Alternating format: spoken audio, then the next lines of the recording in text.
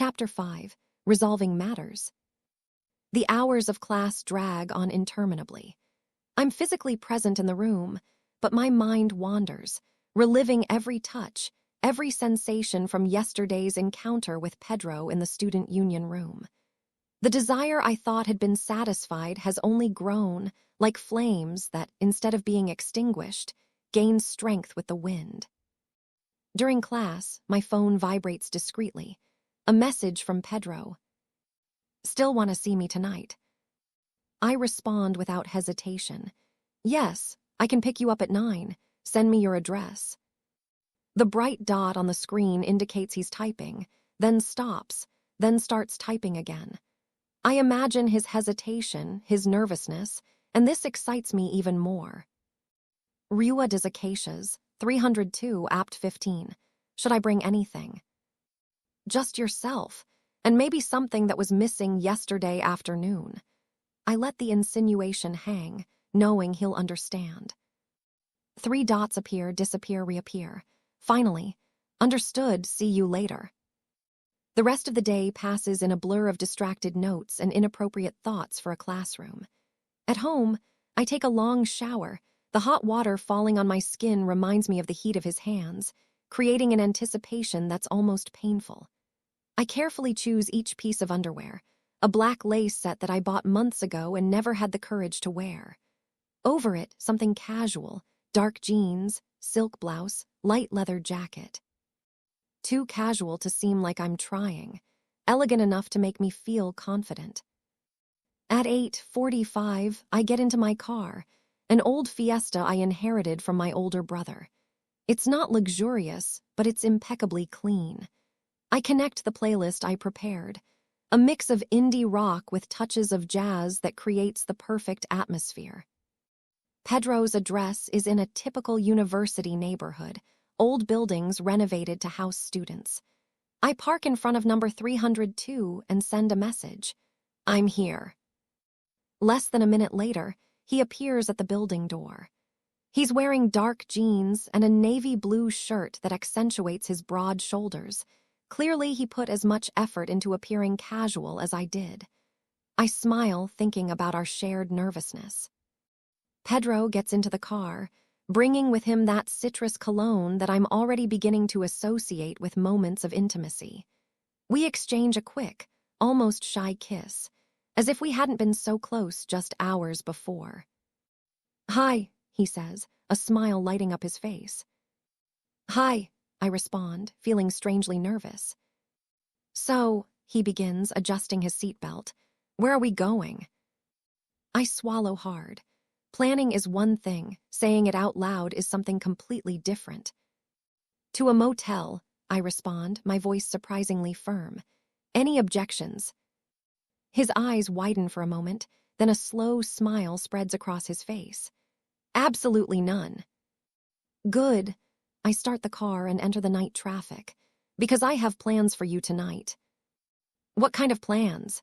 he asks, his voice dropping to a lower tone that sends shivers down my spine. "The kind that requires privacy and time." I give him a quick glance. "And certain protection that was missing yesterday afternoon." He blushes slightly, and I see his right hand pat the pocket of his jacket.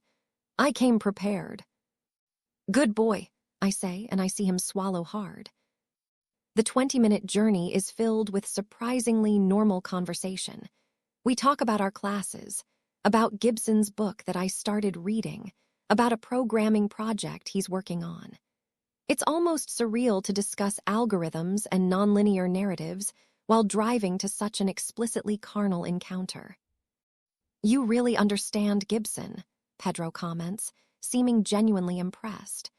"The way you connect neuromancer with literary theories." To be honest, I expected that you, being from the computing field, would have already read it, I respond. He seems slightly embarrassed. "On the pending reading list, always wanted to but never found the time." "I have several notes on the work," I say, excited about the possibility of sharing something I love. "Analyses, parallels with other authors, I can show you sometime." "I'd love that," he responds, and there's a sincerity in his voice that pleases me.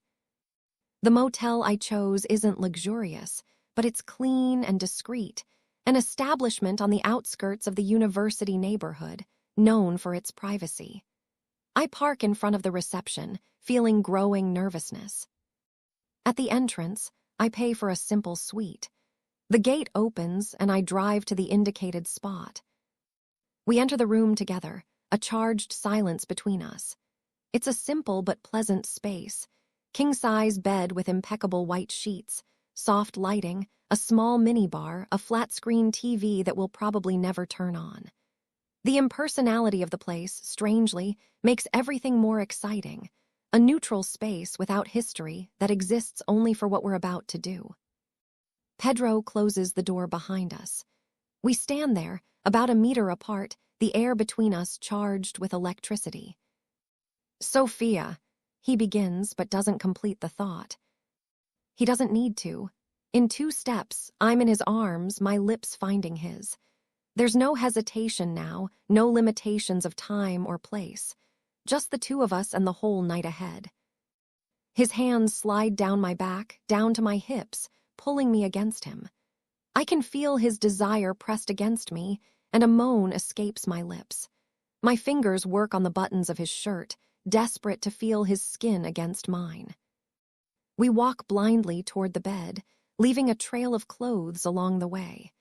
When my legs touch the edge of the mattress, he looks at me, his eyes traveling over my body now covered only by the black lace set. The admiration in his gaze makes my entire body burn. "You're beautiful," he whispers, his voice laden with desire. His hands travel over my body with a mixture of delicacy and urgency. Each touch is both an exploration and a declaration of intent. His lips trace a path down my neck, descending to the valley between my breasts still covered by lace. "May I?" he asks, fingers playing with the clasp of my bra. "Please," I whisper. The fabric falls, revealing my skin to the soft light of the bedside lamp. His hands and lips explore me with devotion, discovering every sensitive spot, every sigh that he can extract from my body. It's as if he were mapping an unknown territory, archiving each reaction for future reference. Soon, we're both without any barrier between us. Our bodies intertwine on the bed, skin against skin, heat against heat. His hands touch me in places that make me arch against him, seeking more contact, more pressure, more of him. "Wait," he whispers against my lips, reaching for the discarded pants at the side of the bed. I hear the unmistakable sound of a package being opened. Then, he's over me again, our gazes connected, a silent question in his eyes. "Yes," I answer to the unasked question. And then we're united, in the most intimate way possible. His weight on top of me is like an anchor, keeping me connected to the present when each sensation threatens to disperse me. We begin to move together, first in a slow and deliberate rhythm, then with growing urgency. My fingers trace maps on his back, feeling the muscles contract and relax under the skin. I lose track of time as we lose ourselves in each other. At some point, our positions reverse. Now I'm on top of him, taking control, dictating the rhythm. His eyes observe me with fascination and desire as I move. His hands find my hips, guiding me, supporting me. "Sofia," he moans, and there's something in the way he says my name. A reverence, a plea that brings me closer and closer to the edge. Pleasure grows in waves, each time more intense, until it finally breaks over me. I arch my back, his name escaping from my lips. I feel his own climax follow mine, his body tense beneath mine, his fingers pressing into my skin. Afterward, we fall side by side on the bed, breathless, satisfied. He gets up briefly to deal with the physical evidence of our encounter, then returns to pull me against his chest. We stay like this, intertwined, while our breathing gradually returns to normal. "Well," he says finally, a smile in his voice. "Well," I repeat, tracing lazy circles on his chest. "I didn't expect my week to start like this," he comments. I laugh softly. Neither did I. A comfortable silence settles between us. The old air conditioner in the room hums in the background, creating a bubble of coolness that contrasts with the heat of our bodies.